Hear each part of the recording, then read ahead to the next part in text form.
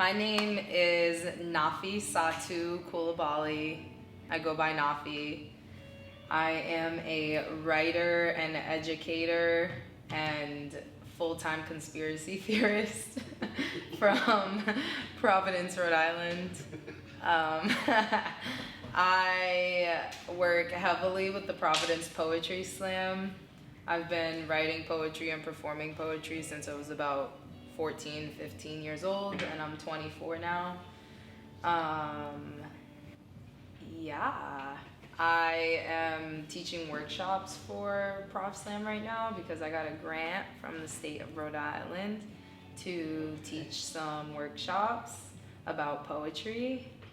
When did you really know that you were a writer? Like you were like, this is what I love doing. This is you know what I mean? I've always been a reader. I think writing starts with reading. Like they say, what comes first, the chicken or the egg? Right. When it comes to writing and reading, I think reading comes before writing. Right. And I've always been a reader. I remember as a kid in my bedroom, we had these shelves that covered the whole wall from the ceiling to the floor, and they were just filled with books. And we just had so many books as a kid, and I just remember I was always reading. I was pretty quiet. I was a middle child. And yeah, I just spent forever reading, and I always had journals too. I had diaries. And they were my life. You were writing all your confessions. Yo, I've been a gossiper from day one because I used to be spilling tea in my diaries as a little girl, yo. I swear to God. What was the craziest thing you wrote in your diary? It was something. Probably some stupid shit in 3rd grade about who was dating who. I was never dating anyone, but all of my friends, all of the girls in the class were always dating someone. I don't know, something probably stupid like that. But I was always writing in my journals, and I guess that developed as I got to middle school and was writing, still writing in my journals, but writing more stories, especially in English class or whatever. I feel once you get to middle school, they start having you write your own stories and stuff. Yeah. So I started to become more creative with my writing and writing stories and stuff. And then in high school, again, it just developed into poetry. Going into 10th grade, and I took a class at Brown University during the summer, and they introduced us to Sarah Kay. Mm-hmm. And if you follow poetry at all, contemporary poetry, spoken word, you definitely know who Sarah Kay is. She's probably the most recognizable contemporary spoken word artist. Mm-hmm. And they taught a poem by her, and I think from there I started doing my own research, and that's when I got into poetry. And then I started going to AS220 Youth.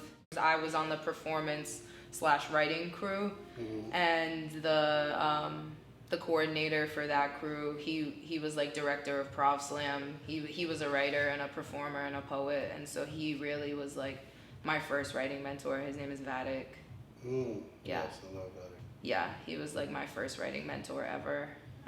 He is the person who got me on the stage at Prof Slam for the first time.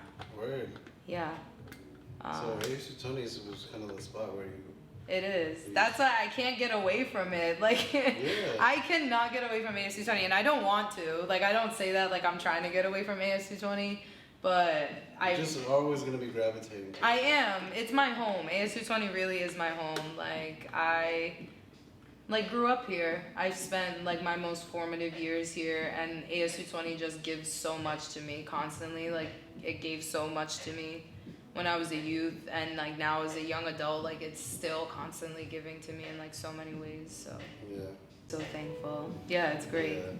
I think honestly though, your personality and the way you would teach is very relatable to the youth. Yeah. And to anybody who wants to be to learn.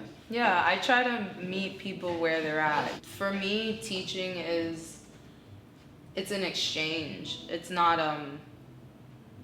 one person giving something and one person receiving something. It's more of a conversation. Yeah. And I I love teaching because I feel like I'm learning. You know what I mean? Yeah. You do know what you learn, mean. like you're still a learner, like while you're in that instructor role, that like Right. educator role. You know Yeah. what I mean?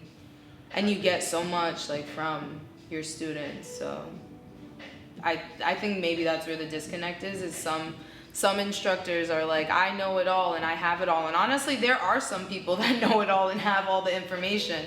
But I'm not one of those people. I don't view myself as one of those people that has like all of the information.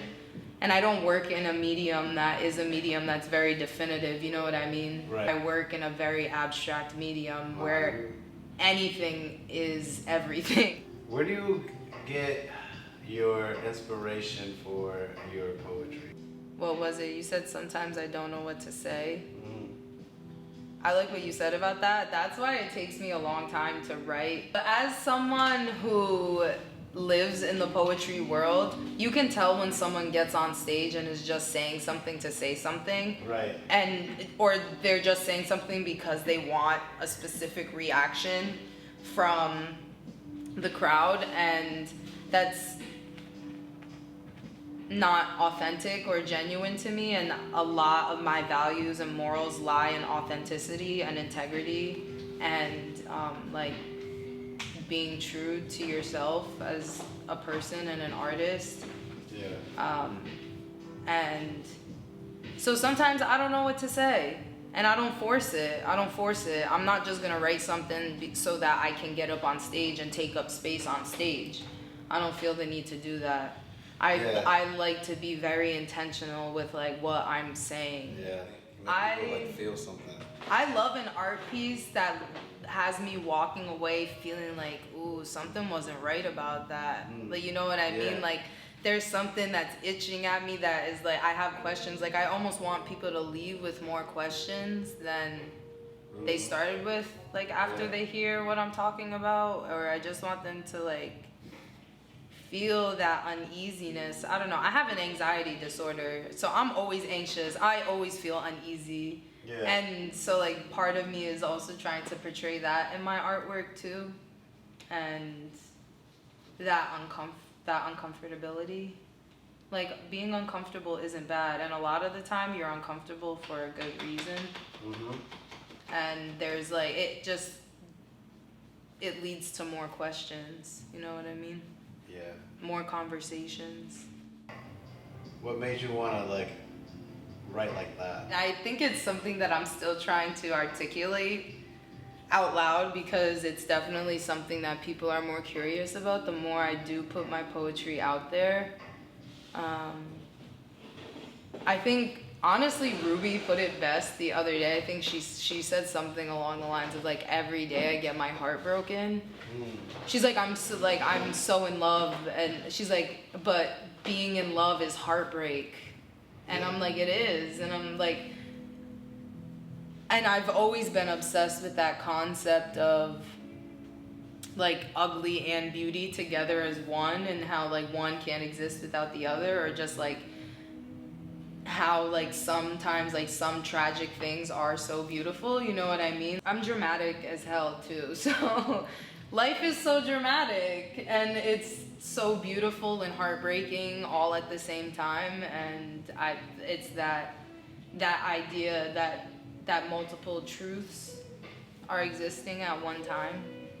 When you're in love, like you're not living in reality. You're like living in a dream. Like when you're actually hurting of a heartbreak, it's like when you actually know you're alive. Yeah, but I'm trying to spin my views on that. Yeah. And I'm trying to view those moments of when I'm in love, or just when I'm so happy and so fulfilled, like I'm alive. And like today, literally today, I was sitting on my couch, I think, before I was coming here.